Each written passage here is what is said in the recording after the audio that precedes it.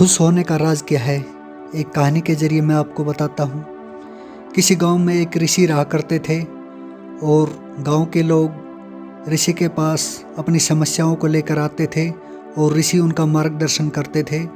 तो किसी दिन एक आदमी आता है और ऋषि से बोलता है कि गुरुदेव, खुश होने का राज क्या है।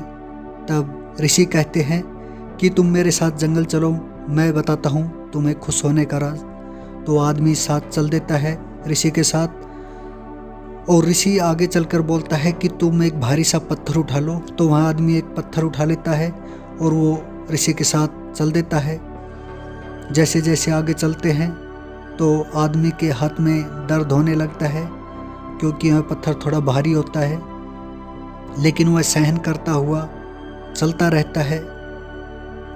लेकिन टाइम ज़्यादा हो जाता है, तभी वह आदमी ऋषि से बोलता है कि गुरुदेव, हाथ में बहुत दर्द हो रहा है, बहुत पीड़ा हो रही है।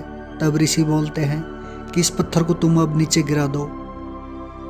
आदमी पत्थर नीचे गिरा देता है और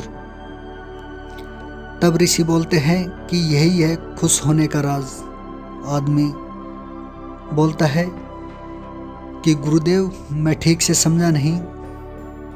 तो ऋषि बताते हैं, जैसे कि तुम इस पत्थर के दर्द को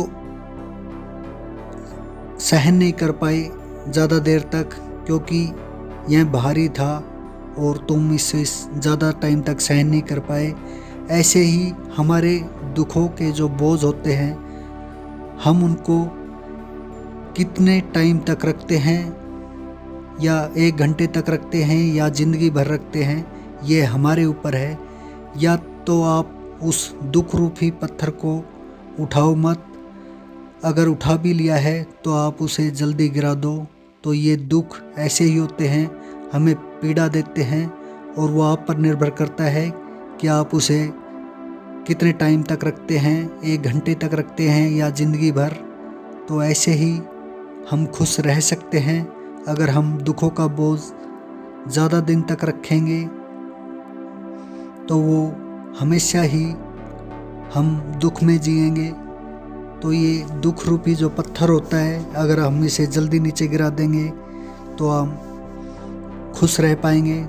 तो ऐसे ही हम हमेशा जीवन में खुश रह सकते हैं। तो दोस्तों, आशा करता हूँ आपको यह कहानी अच्छे से समझ आ गई होगी। तो इस तरह से हम जीवन में खुश रह सकते हैं। दोस्तों, समस्याएं हमारे जीवन में इतनी बड़ी होती नहीं है जितना हम उन्हें बना देते हैं, सोचकर, चिंता में रहकर, तनाव में होकर बहुत ज़्यादा बड़ी बना लेते हैं उन समस्याओं को और फिर जीवन भर उलझे रहते हैं।